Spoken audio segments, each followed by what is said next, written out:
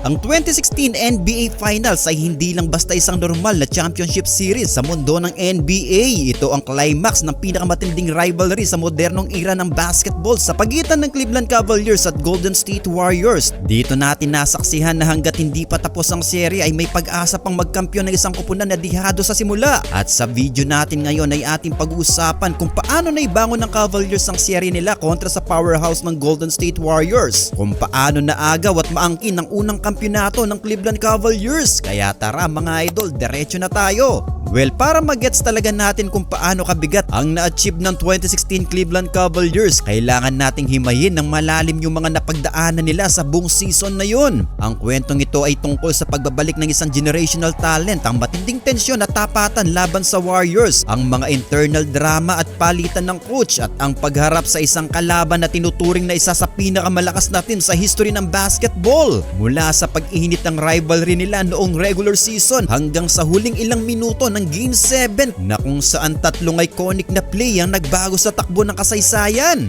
Ang road to 2016 Finals at ang tapatang Cavs Warriors ay formal na nagsimula nang bumalik si LeBron James sa Cleveland Cavaliers noong 2014 kasama ang star point guard na si Kyrie Irving at Kevin Love na nakuha via trade. Nabuo ang bagong Big 3 ng Cleveland, automatic super taas agad ng expectations sa kanila. Sa unang season pa lang nila together 2014-2015 nakapasok agad sila sa NBA Finals mga idol upang harapin ang umangat na Golden State Warriors. Pero puro malas at injury ang inabot ng Cavs. Simula pa lang ng playoffs na-injure na ng malala ang balikat ni Kevin Love. Tapos sa mismong Game 1 ng Finals laban sa Warriors na-injure naman ang tuhod ni Kyrie Irving at hindi na rin nakalaro sa buong serye na yon. Naiwan si LeBron na mag-isang bumuhat sa team laban sa super healthy na Warriors. Kahit na limaw ang stats niya, natalo pa rin ng Cavs in 6 games. 4-2 ang naging standing nila mga idol. Sobrang lalim ng sugat na iniwan nito at naging mainit na topic sa buong liga para sa maraming Cavs fans at maging sa mga manlalaro. Parang may asterisk o peke yung first championship ng Warriors noong 2015 kasi hindi naman daw nila nakalaban yung full strength na Cleveland. Laging bukang bibig na sana nanalo ang Cavs kung healthy lang sana sila Kyrie Irving at Kevin Love. Para sa Cavs ang 2015-2016 season ay tungkol sa purong revenge laban sa Golden State mga idol. Well, ang 2015-2016 regular season, ito yung pag-init ng rivalry ng Golden State at Cleveland mga idol.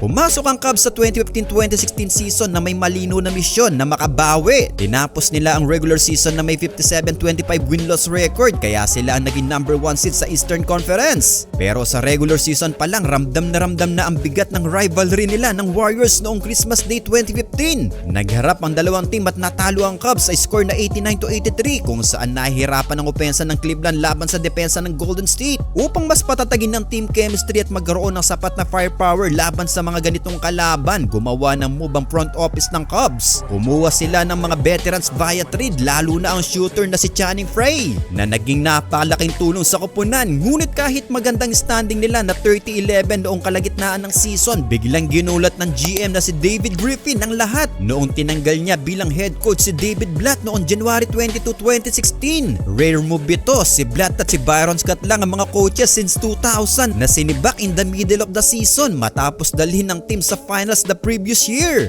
Ayon sa mga reports mga idol, nawala ng respeto ang mga players kay Blatt. Hirap si Blatt na makuha ang tiwala ng team simula pa lang. Sa mga film viewing session kung saan pinapanood nila ang replay ng mga games, hindi daw kaya ni Blatt na sitahin si LeBron kapag may mali itong ginagawang depensa. Dahil dito nawala ng respeto ang buong team. Ayon kay Coach Tyronn Lue na assistant coach pa lang noon, minsan siya pa ang pumapost ng video para i-call out si LeBron kasi hindi ito magawa ni Blatt. Nang i-promote si Tyronn Lue as head coach, nagbago ang culture mga idol. Hindi siya takot na banggain at i-call out kahit sinong player, gaano man ito kasikat, dahil nakita ng mga role players na pinapagalitan din sina LeBron. Mas ginanahan silang magbigay ng effort mga idol. Yung kakayahan ni Coach Lue na i-manage sa malaking ego ng mga players ang naging susi para maging handa sila sa matinding digmaan sa playoffs. Well, kung ang Cavaliers ay nagayos ng kanilang koponan, ang kalaban naman nila ay nasa peak form ng basketball evolution. Ang 2015-2016 Golden State Warriors sa ilalim ni Coach Steve Kerr ay hindi lang basta defending champion, isa silang team na nagbago sa kung paano nilalaro ang basketball. Tinapos nila ang regular season na may 73 wins at 9 losses lamang mga idol. Binasag nito ang matagal ng record ng 1995-96 Chicago Bulls 72-10 ni Michael Jordan. Napakaganda ng mga play nila, mabilis na ball movement, laging gumagalaw kahit walang bola at nakakabaliw na 3-point shooting. Pero pumasok ang Cubs sa playoffs na laser focus. Sa katunayan, hawak nila ang best offensive rating sa postseason habang lalong humihigpit ang kanilang depensa. Ngayong healthy na ang kanilang lineup, lalo na ang kanilang big three na sina LeBron James, Kyrie Irving at Kevin Love. Marami ang nagpredict na dodominahin ng Cavaliers ang bawat makakabangga nila sa playoffs. At hindi nga sila nabigo mga idol dahil sa first round pa lang laban sa Detroit Pistons, winalis nila ito ng walang kahirap-hirap. Pagdating ng second round laban sa Hawks, isa na namang sweep ang tinala ng Cleveland.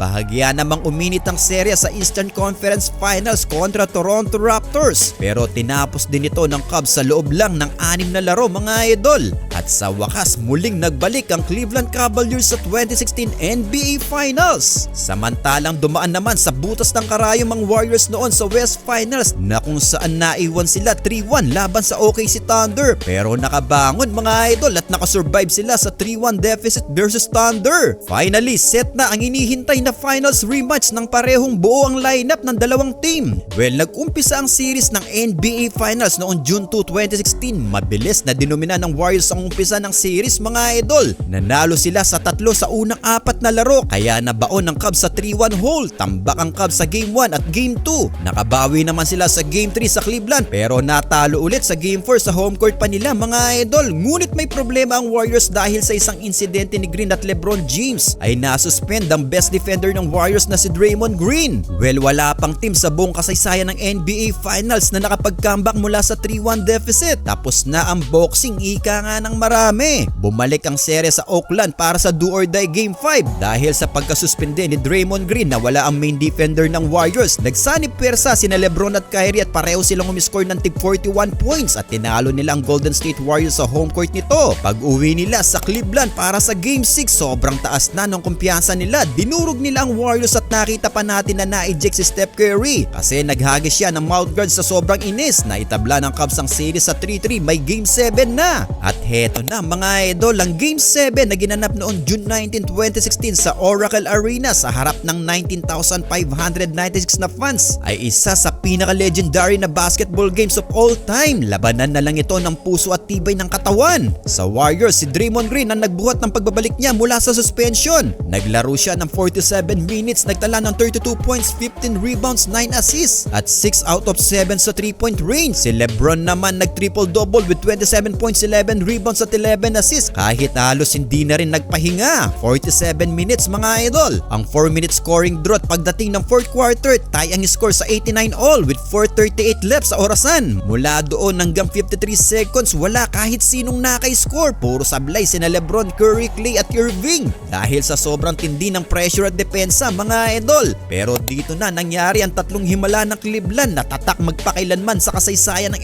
NBA. Ang una ay ang The Block. Less than 2 minutes left, 89 all pa rin, naka-rebound ng Warriors at nag-fast break. Pinasahan ni Keris Iguodala para sa isang sure layup. Pero biglang humabol si LeBron mula sa likod, sinupalpal ang bola sa backboard. Ang bilis sa timing ng play na ito ay isa sa pinaka-clutch defensive play sa history ng NBA. Pangalawa naman ang The Shot. With 1:09 left, hawak ni Kyrie Irving ang bola sa 3-point line. Nagpa-screen siya kay J.R. Smith para ma-switch si Steph Curry sa kanya. Inubos ni Kyrie ang oras at sa last 6 seconds nag-step back 3 siya habang nakabantay si Stephen Curry. Pumasok mga idol, 92-89 na ang score. At ang pangatlo, ang Die Stop. Buhay pa ang Warriors, kailangan nila ng 3 para makatay. Nakuha ni Curry ang bola at ang nakabantay sa kanya ay si Kevin Love na alam naman nating mabilis dumepensa sa guards. Pero pinakita nila bang puso niya, sinundan niya ang bawat galaw ni Curry at pinwersa itong tumira ng sablay na 3. Wala nang nagawa ang Warriors. Buzzer sounds 93-89. Champion na ang Cleveland Cavaliers Cavaliers, binasag nila ang 73-9 ng Warriors at naging first team na makasurvive sa 3-1 deficit sa NBA Finals. Well, nung tumunog na ang huling buzzer, bumagsak sa sahig si LeBron James at tumagulgol ng malakas mga idol. Nung in-interview siya, sumigaw siya ng Cleveland, this is for you. Siya ang naging unanimous Finals MVP matapos manguna sa series sa points, rebounds, assists, steals at blocks sa magkabilang team. Isang NBA record na hanggang ngayon ay hindi pa nauulit. Well, kayo mga idol, ano ang masasabi nyo sa 2016 NBA Championship ng Cleveland Cavaliers?